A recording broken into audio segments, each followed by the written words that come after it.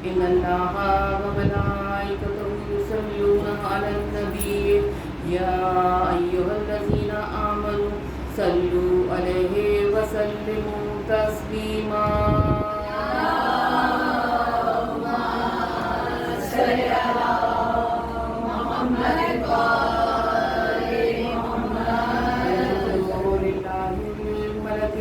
الحق المبين الصلاة والسلام وتحية والإكرام على أشرف النبيين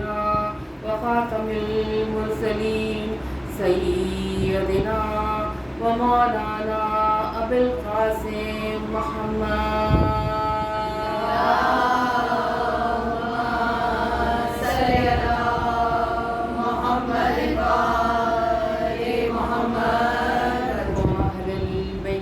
الطيبين الطاهرين المعصومين المظلومين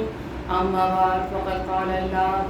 سبحانه وتعالى في محكم كتاب المبين إنما يريد الله ليذهب عنكم الرجس أهل البيت ويطهركم تطهيرا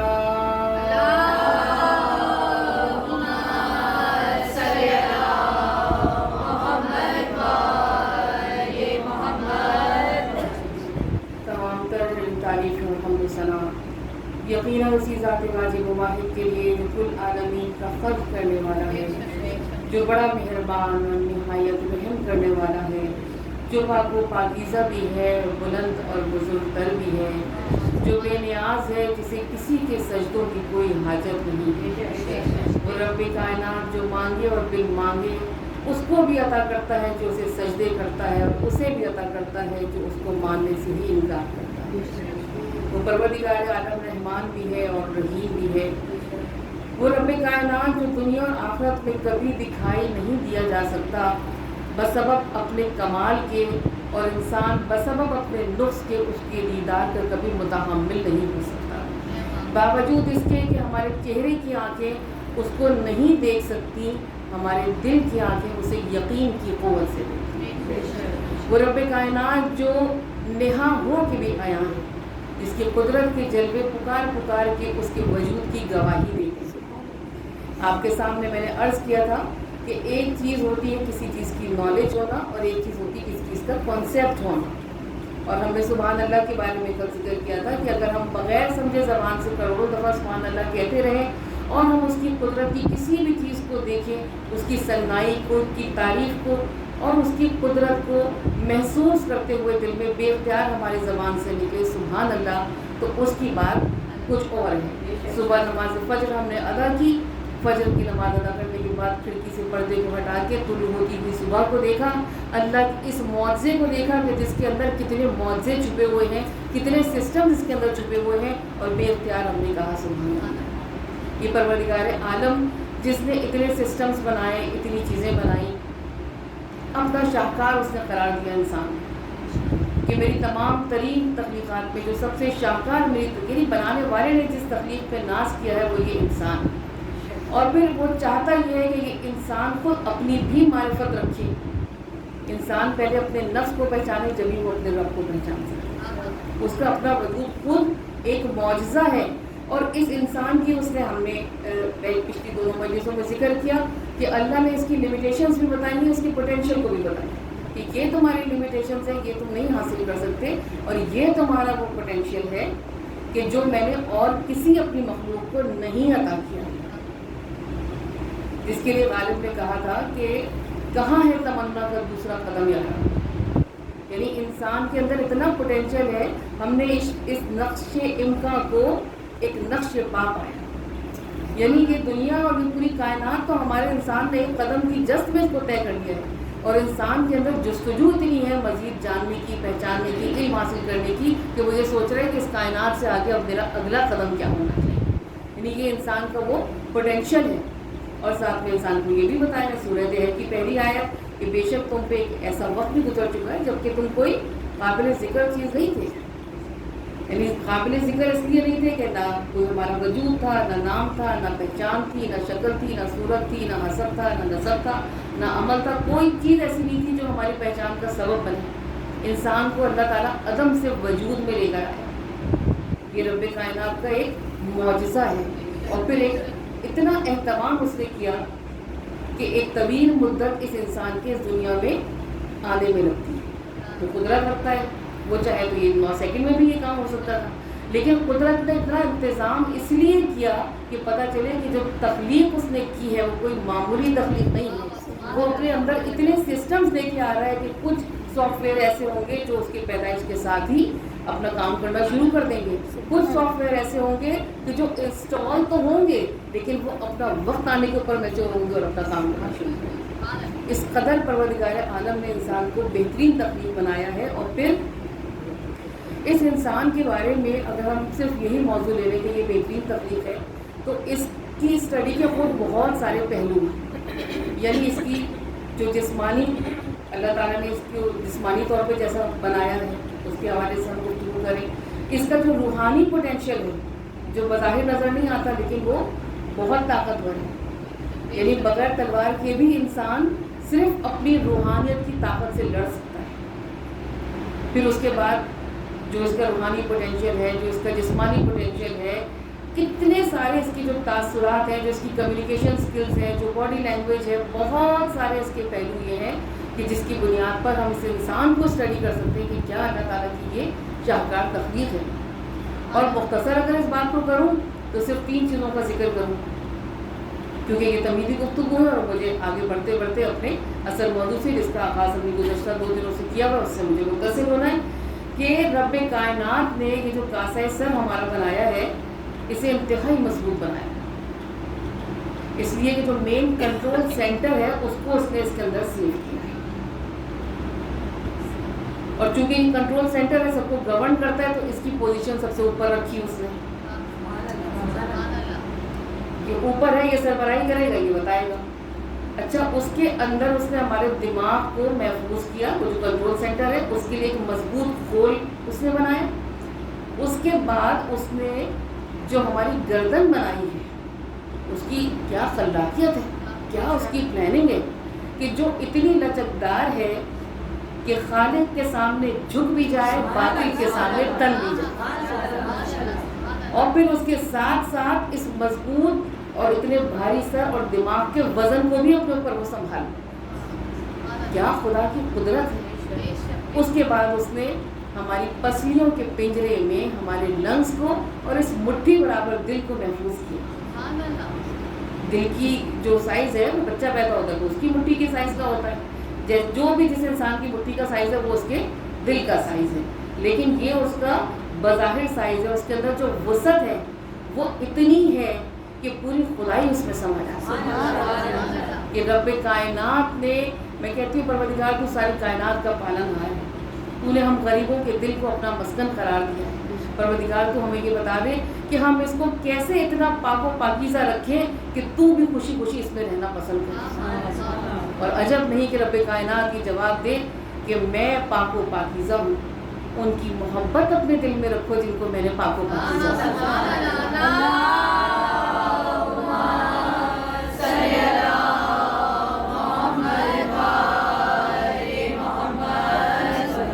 توحید میرا بہت پسندیدہ موضوع ہمیشہ رہتا ہے، لہٰذا اپنی ہر گفتگو کے ابتدا کا کچھ حصہ میں توحید کے حوالے سے گفتگو ضرور کرتی ہوں. 2 نکات اور ذہن میں آئے ہیں وہ بھی آپ کے سامنے میں عرض کر دوں کہ اور آج کل کی ہی زبان کے مطابق جو ہمارے ہاتھ میں گیجٹس ہیں اور جو کمپیوٹر ہے، لیپ ٹاپ ہے، جس فارم میں بھی ہمارے پاس گیجٹس ہیں ان سب کی ایک اسٹوریج کیپیسٹی ہوتی ہے. اس کے اندر ہم بھرتے رہتے ہیں چیزیں. ایک وقت آتا ہے کہ وہ چیز کو کہتا ہے اب میرے اندر جگہ ختم ہو گئی ہے،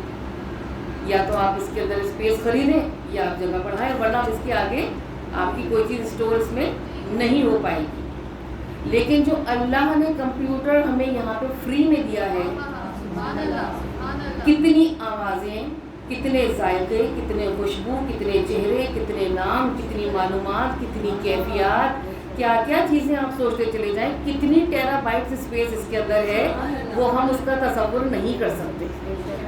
اور پھر آٹو ڈیلیشن بھی وہ کرتا رہتا ہے جس کو ہم شارٹ ٹرم میموری کہتے ہیں. ہر چیز تھوڑی کو کوئی سیو کرتا ہے، ہر چیز کی اس نے الگ الگ فائلیں بنا رکھی ہیں. کوئی چیز ہمارے ذہن میں کسی نوعے کی طرز آ رہی ہے لیکن الفاظ ذہن میں نہیں آ رہے ہیں، اس کے بعد آپ لگ جائیے کاموں میں، لیکن وہ اپنا کام کرتا رہے گا ساری فائلوں کو کھنگال کے، جب تک کہ وہ آپ کو بتا نہیں دے گا کہ اس نوحے کے الفاظ اس طرح کے تھے۔ یہ آٹو پہ وہ اپنا کام کرتا رہتا ہے۔ یہ اللہ تعالیٰ نے فری آف کاسٹ ہم کو عطا کر دیا۔ اتنا بہترین کمپیوٹر جو انسان کے بنائے ہوئے کمپیوٹر ہے وہ کیا کیا کام نہیں کر رہے، تو جو اس خالق کائنات نے اپنی شاہکار تخلیق میں جو کمپیوٹر کریٹ کیا ہے، سوچیے کہ اس کا پوٹینشیل کیا ہے۔ اور ایک انسان کو جس کو اس نے اتنا بہترین بنایا، اس کے لیے میرے مولا حضرت علی علیہ الصلوۃ والسلام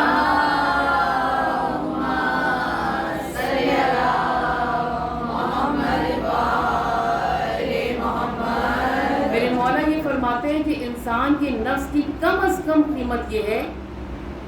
کہ وہ جنت کا امیدوار بنے، نہ صرف یہ کہ امیدوار بنے بلکہ اس کا خریدار بنے۔ یہ انسان کے نفس کی قیمت ہے، اور ہر انسان کو اپنے آپ سے محبت ہوتی ہے، لیکن ایک محبت ہوتی ہے جس کو ہم کہتے ہیں کہ یہ نادان محبت ہے۔ بہت سے لوگ اپنے بچوں سے بھی نادان محبت کرتے ہیں، بہت سے لوگ اپنے آپ سے بھی نادان محبت کرتے ہیں۔ اگر اپنے آپ سے وہ محبت ہے جو شعور کے ساتھ ہے، تو پھر انسان کو چاہیے کہ وہ اپنے آپ کو جہنم سے بچا کے جنت میں لے جائے۔ آپ کے سامنے کل میں نے جو ایک بہت اچھا وہ مثال ہے کہ ایک بہت بڑا سا گراؤنڈ ہے جس کے 2 دروازے ہیں، ایک کا نام ایک پہ لکھا ہوا ہے، ایک گیٹ پہ لکھا ہوا ہے جنت اور ایک گیٹ پہ لکھا ہوا ہے جہنم۔ اب مرضی آپ کی، آپ ادھر جائیں یا ادھر جائیں، لیکن راستے دونوں ایک جیسے نہیں ہیں۔ وہ راستہ جو جنت کی طرف جا رہا ہے وہ بڑا مشکل تھا، لیکن آہستہ آہستہ آہستہ آہستہ وہ مشکلات کم ہوتی گئی اور ہر چیز بہتر ہوتی چلی، لیکن اس کے لیے ثابت قدمی چاہیے تھی۔ اور یہ جو راستہ تھا جس کے بارے میں کل میں نے تفصیل سے بات نہیں کی تھی، جس کے اندر موسم بھی بہت اچھا تھا، مشروب بھی بہت فراواں تھے، یار دوست ساتھی بھی تھے، رش بھی بہت تھا، بہت سارے لوگ ادھر جا رہے تھے، لیکن ہم ان کے ماننے والے ہیں کہ جن کے لیے جناب رسول خدا نے یہ ارشاد فرمایا تھا کہ اگر تم یہ دیکھو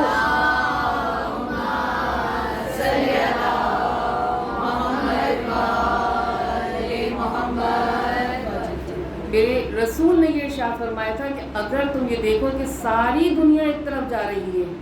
اور تنہا علی دوسری طرف جا رہی ہے،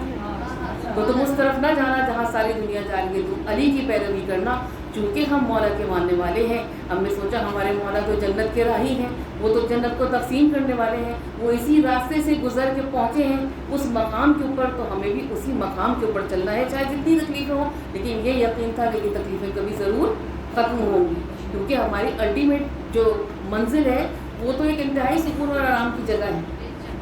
جس کی ڈسکرپشن خود قرآن نے یہ کہہ کے دی ہے، سورہ قمر کی آیت ہے کہ جنت کی بڑی خوبصورت ڈسکرپشن کی، ویسے تو بہت ڈیٹیل ڈسکرپشن ہے اس کی، لیکن ایک لفظ میں یہ تو قرآن کا کمال یہ ہے کہ اس نے بہت ساری کثرت کو وحدت پہ سمو کے سمرائز کر کے ایک فارمولا کی صورت میں ایسے پیش کر دیا ہے کہ آپ اس کے بعد تھیوری سوچتے رہیے۔ کہ جنت کے بارے میں جو ایک جملے میں سورہ قمر میں ارشاد فرمایا، کہا کہ وہ ایک سچے بادشاہ کی انتہائی قربت والی جگہ کا نام جنت ہے،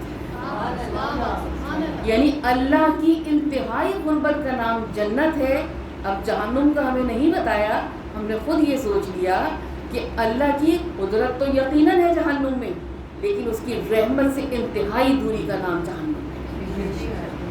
اسی لیے جن پہ لعنت بھیجی جاتی ہے ان کا مقام کیا ہے، وہ جہنم ہے۔ جن پہ لعنت بھیجی جاتی ہے ان کی پھر معافی کا کوئی چانس نہیں ہے۔ انسان جو بھی گناہ کرے اس پہ معافی کرے تو اس پہ اس کی معافی ہو سکتی ہے، لیکن جس پہ لعنت بھیج دی جائے وہ اللہ کی رحمت سے دور ہو جاتا ہے اور اس کے پاس پھر کوئی معافی کی گنجائش نہیں ہے۔ تو عزیزان گرامی، جنت وہ جگہ ہے جہاں اللہ تعالیٰ کا انتہائی قرب،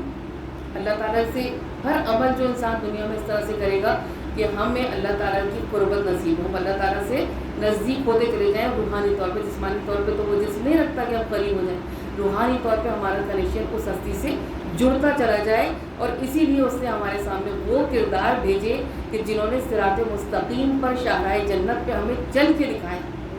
اس یقین کی بلندی کو ہمارے اندر اس طریقے سے آ جانا چاہیے کہ جس کے لیے ہمیں بہت شکر گزار ہونا چاہیے اس فرش عزا کا۔ ایک جملہ میں آپ کے سامنے عرض کروں اور اس کے بعد آپ لوگ اچھا سا درود بھیجیے گا کہ سالانہ ہماری ایمان کی بیٹری جس چارجر سے چارج ہوتی ہے اس کا نام یہ فرش ہے.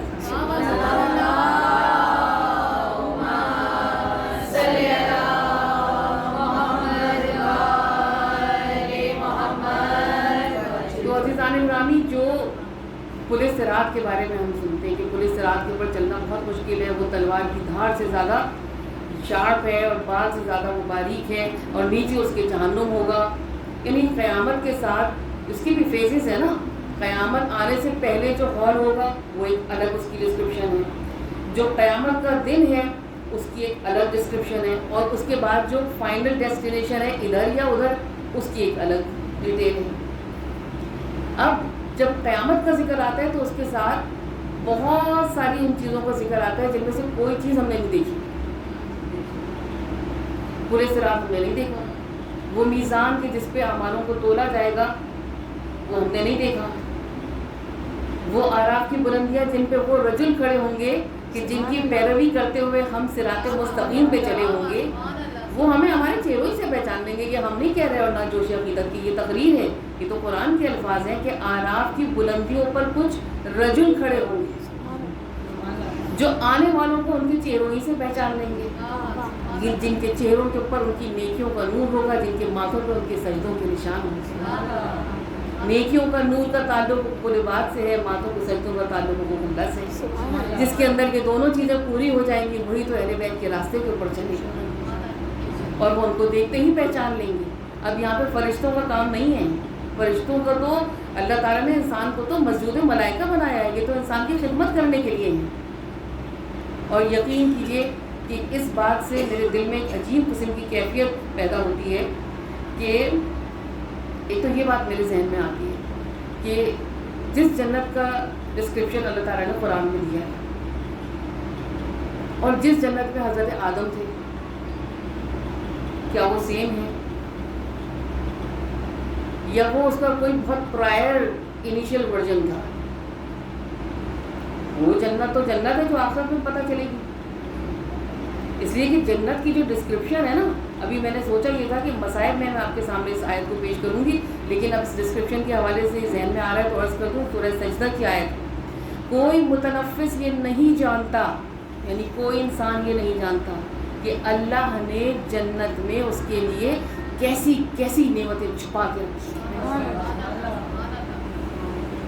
کوئی متنفس یہ نہیں جانتا. تو یہ وہ جنت یقیناً نہیں تھی کہ جس میں آدم تھے، یا پھر وہ جو شہید ہو جاتے ہیں ان کی تو ڈائریکٹ لینڈنگ جنت میں ہے، ان کے لیے برزخ نہیں ہے. اس لیے کہ ہم سب سنتے ہیں کہ حضرت جعفر طیار جو حضرت علی کے بھائی تھے ان کو اللہ تعالیٰ نے 2 پر عطا کیے تھے جن کے ساتھ وہ جنت میں ملائکہ کے ساتھ پرواز کرتے ہیں. اور یقیناً وہ بھی جنت کا کوئی انیشیل ورڈ جو اصل جنت ہے جس کو سجایا گیا ہے اہل بیت کے لیے، اس کے مالکوں کے لیے، اس کی تو انوگریشن روز قیامت